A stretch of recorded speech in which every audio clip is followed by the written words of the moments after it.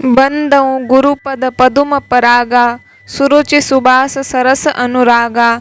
अमीय मुरीमय चूरन चारु, समन सकल भव रुज परिवारु। मैं गुरु महाराज के चरण कमलों की रज की वंदना करता हूँ, जो सुरुचि, सुंदर स्वाद, सुगंध तथा अनुराग रूपी रस से पूर्ण है। वह अमर मूल संजीवनी जड़ी का सुंदर चूर्ण है, जो संपूर्ण भवरोगों के परिवार को नाश करने वाला है। सुकृति संभूतन विमल विभूति, मंजुल मंगल मोद प्रसूति। जन मन मंजु मुकुर मल हरनी, किए तिलक गुण गण बस करनी। वह रज सुकृति पुण्यवान पुरुष रूपी शिवजी के शरीर पर सुशोभित निर्मल विभूति है और सुंदर कल्याण और आनंद की जननी है। भक्त के मनरूपी सुंदर दर्पण के मेल को दूर करने वाली और तिलक करने से गुणों के समूह को वश में करने वाली है। श्री गुरु पद नख मणिगन ज्योति, सुमिरत दिव्य दृष्टि ही होती। दलन मोह तम सो सप्रकाशु, बड़े भाग उर आवहि जासु। श्री गुरु महाराज के चरण नखों की ज्योति मणियों के प्रकाश के समान है, जिसके स्मरण करते ही हृदय में दिव्य दृष्टि उत्पन्न हो जाती है। वह प्रकाश अज्ञान रूपी अंधकार का नाश करने वाला है। वह जिसके हृदय में आ जाता है, उसके बड़े भाग्य हैं। उघरहि बिमल बिलोचन ही के, मिटहि दोष दुख भव रजनी के। सूझहि राम चरित मनि मानिक, गुप्तु प्रगट जह जो जहि खानिक। उसके हृदय में आते ही हृदय के निर्मल नेत्र खुल जाते हैं और संसार रूपी रात्रि के दोष दुख मिट जाते हैं, एवं श्री राम चरित्र रूपी मणि और माणिक्य गुप्त और प्रकट जहाँ जो जिस खान में है, सब दिखाई पड़ने लगते हैं। जथा सुअंजन अंजी द्रग, साधक सिद्ध सुजान। कौतुक देखत सेल बन, भूतल भूरी निधान। सियावर रामचंद्र की जय। जैसे सिद्धा जन को नेत्रों में लगाकर साधक सिद्ध और सुजान पर्वतों, वनों और पृथ्वी के अंदर कौतुक से ही बहुत सी खाने देखते हैं। गुरुपद रज मृदु मंजुल अंजन, नयन अमीय द्रग दोष विभंजन। तेहि करि विमल विवेक बिलोचन, बरनऊ राम चरित भव मोचन। श्री गुरु महाराज के चरणों की रज कोमल और सुंदर नयनामृत अंजन है, जो नेत्रों के दोषों का नाश करने वाला है। उस अंजन से विवेक रूपी नेत्रों को निर्मल करके मैं संसार रूपी बंधन से छुड़ाने वाले श्री रामचरित्र का वर्णन करता हूँ। बंदौ प्रथम महीसुर चरना, मोह जनित संशय सब हरना। सुजन समाज सकल गुण खानी, करऊँ प्रणाम सप्रेम सुबानी। पहले पृथ्वी के देवता ब्राह्मणों के चरणों की वंदना करता हूँ, जो अज्ञान से उत्पन्न सब संदेहों को हरने वाले हैं।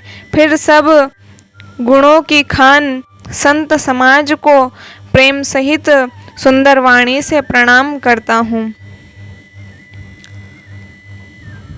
साधु चरित शुभ चरित कपासु, निरस बिसद गुणमय फल जासु। जो सही दुख पर छिद्र दुरावा, बंदनीय जेहि जग जस पावा। संतों का चरित्र कपास के चरित्र के समान शुभ है, जिसका फल निरस विशद और गुणमय होता है। कपास की डोडी निरस होती है, संत चरित्र में भी विषयासक्ति नहीं है, इससे वह भी निरस है। कपास उज्जवल होता है, संत का हृदय भी अज्ञान और पाप रूपी अंधकार से रहित होता है, इसलिए वह विशद है और कपास में गुण तंतु होते हैं। इसी प्रकार संत का चरित्र भी सद्गुणों का भंडार होता है, इसलिए वह गुणमय है। जैसे कपास का धागा सुई के किए हुए छेद को अपना तन देकर ढक देता है, अथवा कपास जैसे लोढ़े जाने, काते जाने और बुने जाने का कष्ट सहकर भी वस्त्र के रूप में परिणत होकर दूसरों के गोपनीय स्थानों को ढकता है, उसी प्रकार संत स्वयं दुख सहकर दूसरों के छिद्रों दोषों को ढकता है, जिसके कारण उसने जगत में वंदनीय यश प्राप्त किया है। मुद मंगलमय संत समाजु, जो जग जंगम तीरथ राजू। राम भगति जहाँ सुरसरी धारा, सरसई ब्रह्म विचार प्रचारा। संतों का समाज आनंद और कल्याणमय है। जो जगत में चलता फिरता तीर्थराज प्रयाग है, जहाँ उस संत समाज रूपी प्रयागराज में राम भक्ति रूपी गंगा जी की धारा है और ब्रह्म विचार का प्रचार सरस्वती जी है। विधि निषेधमय कलिमल हरनी, कर्म कथा रवि नंदनी बरनी। हरिहर कथा विराजति बेनी, सुनत सकल मुद मंगल देनी। विधि और निषेध, यह करो यह न करो रूपी कर्मों की कथा कलयुग के पापों को हरने वाली सूर्य तनया यमुना जी है।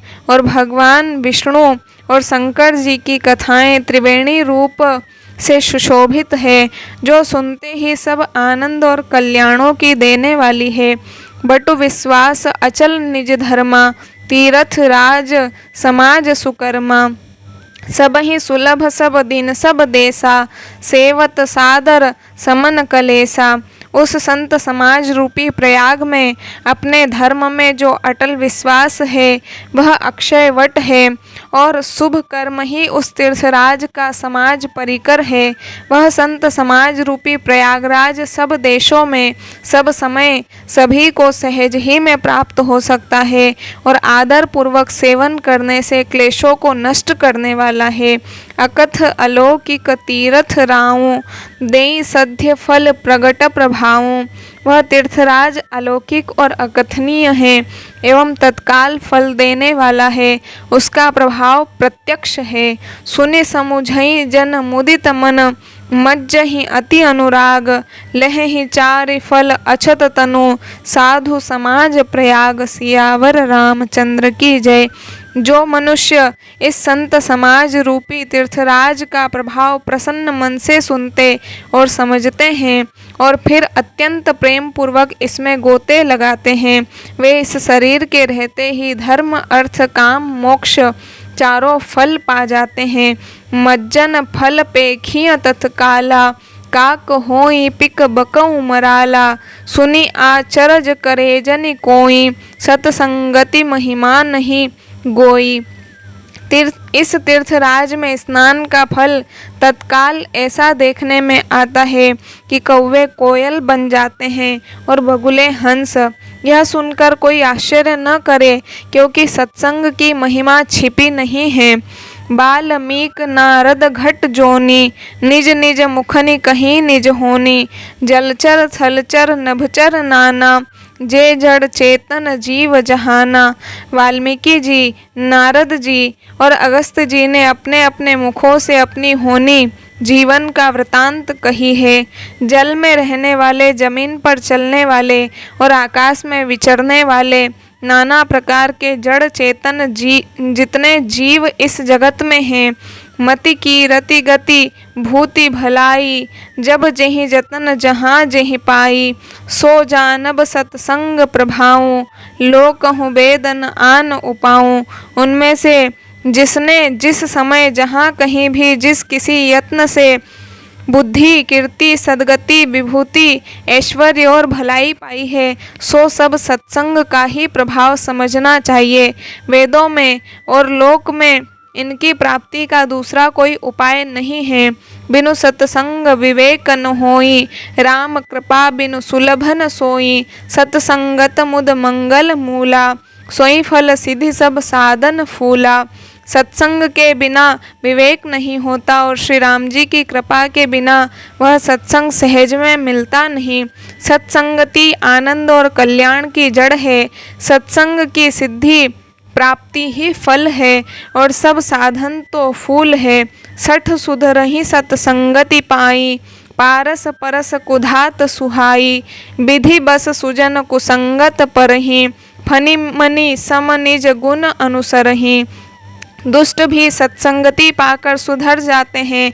जैसे पारस के स्पर्श से लोहा सुहावना हो जाता है, सुंदर सोना बन जाता है, किंतु देव योग से यदि कभी सज्जन कुसंगति में पड़ जाते हैं तो वे वहाँ भी सांप की मणि के समान अपने गुणों का ही अनुसरण करते हैं।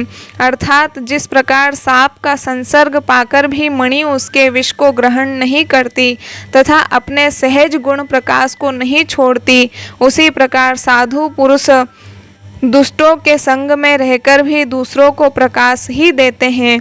दुष्टों का उन पर कोई प्रभाव नहीं पड़ता। विधि हरिहर कवि कोबिद बानी, कहत साधु महिमा सकुचानी। सो मोसन कही जात न कैसे, साक बनिक मनि गुण गण जैसे। ब्रह्मा विष्णु शिव कवि और पंडितों की वाणी भी संत महिमा का वर्णन करने में सकुचाती है। वह मुझसे किस प्रकार नहीं कही जाती, जैसे साग तरकारी बेचने वाले से मणियों के गुण समूह नहीं कहे जा सकते।